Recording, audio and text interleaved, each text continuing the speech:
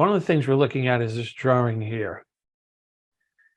We're color coding it. We're really pointing things out well. And it's going to be a little bit different when you take an exam because there are pictures that have been copied over hundreds and hundreds of times. But if you can get it down here, most of the students that take exams every week coming out of this class really do a great job. And they understand the things that we're seeing here. Here's the drawing that you primarily will see in our exams and then on a state exam. Here's what it looks like as you're looking at it on a piece of paper. So just go back to the quiz. There it is on a quiz. Here's what it looks like. That same drawing, or really, really close to it, on a CAD drawing. You're looking at it like we're up in the sky. Let's do this. And we're coming down. We got a little drone. We're coming down on the roof and we're moving all over the place. And you're seeing the same thing from up in the sky. But it's not all about the sky. It's about what you can tell is going on from inside that building. And that's what we want to do, because there's what it's looking at as you're starting to get a perspective of what's happening from inside that building. We're going on the roof. We're going into the building. We're looking at piping. We're looking at how it drains. You're looking at all those roof drains. You're looking at hangers, clevis hangers, things like that, even though that looks like a floor drain. Don't forget, that's the roof drain, and there's a vertical piece first, and then you're going into your horizontal pieces, and they're all coming together at certain locations. Each portion of the roof, these two roof drains right here that you see that little icon coming on it. Actually, let's do that. That's one. Pan it out. It's going to move too slow. There's the other roof drain. Here's the branch coming across for two roof drains. And that seems to be where some of you messed up, on that branch coming across right there. That's the exact same building shown to you on there. Just like looking at it from a different perspective. All the circles are representing the roof drains. The vertical pipes and the horizontal pipes are the conductors within that building. You saw the hangers. They're all located where they need to be in compliance with the code. Everything on that drawing is in compliance with the code as far as hangers and supports and how it's piped. Hopefully that helps a little as we look at this. The slope, all that kind of stuff. Let's check it out. The horizontal storm conductor pipes installed within the building presented at figure T5Q1 for a storm drain sizing knowledge are placed at key point 1/8 slope. We're going to stop for a second because, like the gas questions, they don't tell you natural gas, they don't tell you propane gas, but they do tell you the specific gravity of the gas. Again, some of you have heard me talk about that. The specific gravity of natural gas is 0.60. The specific gravity of propane is 1.50. That's how a question is identifying what gas it is. In a storm drainage piping diagram like this, we're giving you and trying to highlight it as much as we can. 1/8 slope is how all the horizontal conductor pipes are placed. What is the other number that could replace 1/8 slope that you're supposed to know it represents 1/8 slope? Pavel. It's 200. It is 200. You're going to go, well, what the hell does a 200 mean? If you don't go to the formula book, if you haven't looked at the formula book, there's a whole table and a piece about the storm drainage, conductor piping. It's either an 1/8 slope or 200. The 200 means it's a constant. It's a 1-inch pipe at an 1/8 slope can drain 200 square feet of roof area in 1 hour. It's an engineered constant to actually be used in an equation that you see in the formula book. What the hell? Let's go look at it, since you're all going to see it on exams. And if you've never seen it before, you have no idea what I'm talking about. You're never going to be able to answer the questions. Those constants are used when you need to calculate storm drainage piping based on this formula you're seeing circled already in blue. You couldn't use an 1/8 inch slope, so you have to use the constant of 200 within that equation. The plumbing board has migrated a little bit away from you using that formula all the time. Now you're going to see them put that formula in front of you and ask you if you know what it's used for. And then you also see questions like this. I can also figure out roof drainage sizes with the constant. So there'll be 1/8 inch is 200 square feet. 200 square feet is equal to 1/8 inch. So those are two questions. 1/8 inch, what's the constant when we're doing storm drainage? 200 square feet. 200 square feet, what's the slope? 1/8 inch. Two questions. 1, 2, 3, 4, 5, 6, and then 7. These are the things they expect you to know. These are the things that you had 550 hours to review and talk to your mentors out in the field about. That's why it's important to look at this stuff. Again, asking yourselves why. Because as you get deeper and deeper into your careers, you're going to have to explain this story to your customers sometimes, but most of all to apprentices that you're supposed to be training as licensee teachers. So there you go. That's the story about that. Don't forget it. Just like don't forget the specific gravity of those two gases. The storm drainage system is serving the roof of a multiple unit commercial condominium building, and you kind of saw that in 3D CAD drawing.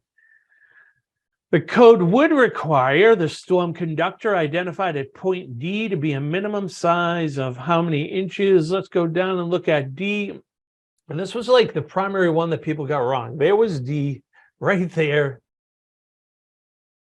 We kind of played with this. I don't think we played with it last week. I think it was the week before that. We saw this. We did some work with this drawing, and it kind of went away for a week, and now it's back in your face. On the surface, statistically, based on the quiz results for the past week, there were some people who didn't understand. That's okay. If you make those mistakes here, you can't when your life depends on it, and your future, and your finances. The series of questions you're going to get are not just simply what size the pipe is, because the question for D would be, what is the total amount of square footage of roof area that's draining through pipe D? Tracy Pimentel. I did 50 by 30 for both, and it's 3,500, which equals 6 inch. I got that off 1017 248 CMR 183, I believe. So you said, so both of these walls you're saying are 50 feet. They're both 50 by 30. Yep. And you looked at everything you had here. You did your subtraction. This wall was 30. And for all of you, we did this a few weeks ago. So I'm not going to go over how you got those lengths. But you see those lengths we just marked out on there? That's a question as well. They'll actually point a letter at the wall on any one of those roof areas and go, how long is that roof area? It's 248 CMR 180, the chart, table 1. Roger. 180, table 1.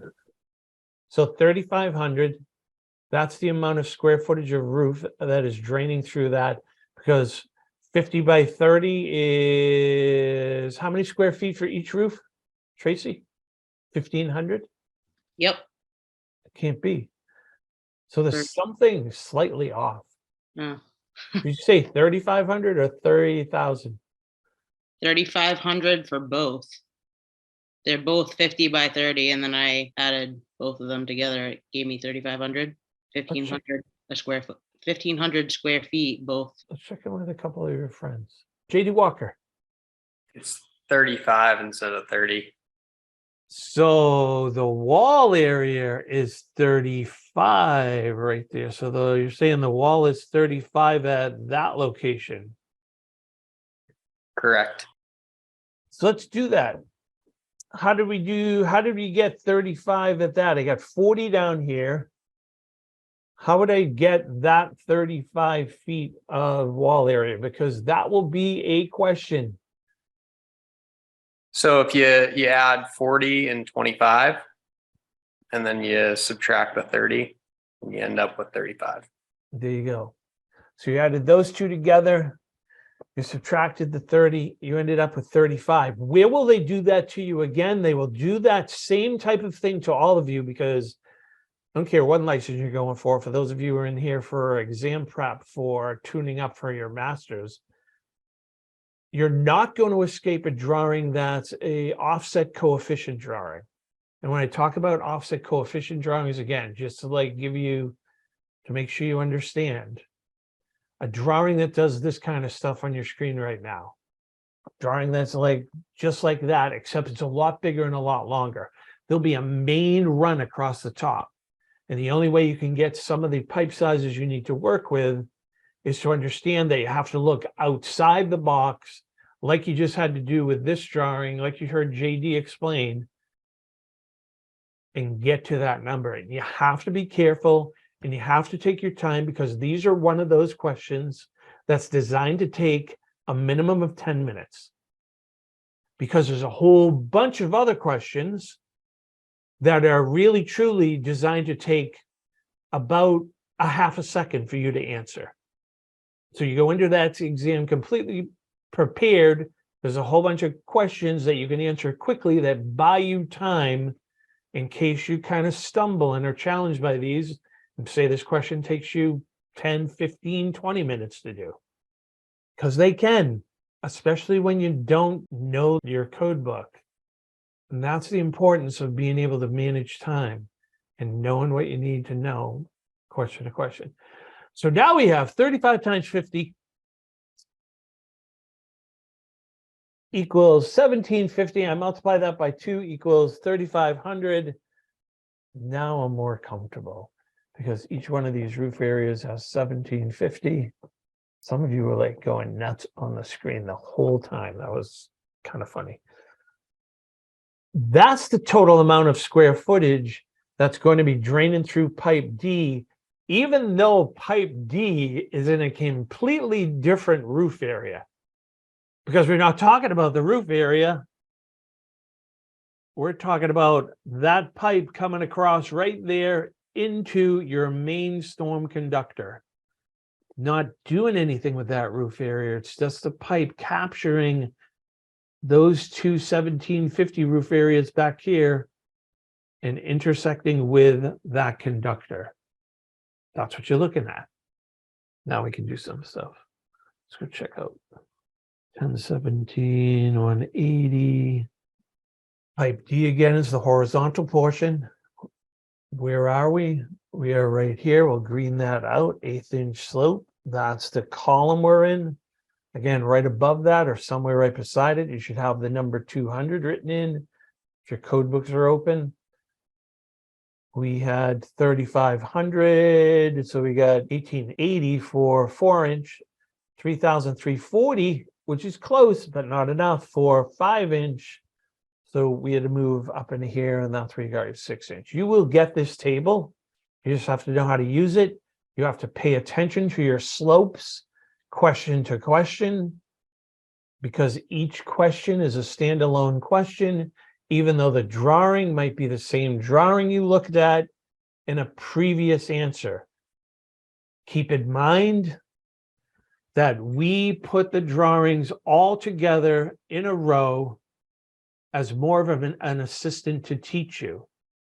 Because when you do this on a real exam and a computer is just randomly reaching for questions, even though it's going to take a whole bunch of different roof drainage questions, you're going to go from a question like this, which you just did some math on, and then you're going to all of a sudden see a question like this, a journeyman plumber and apprentice when testing the rough plumbing.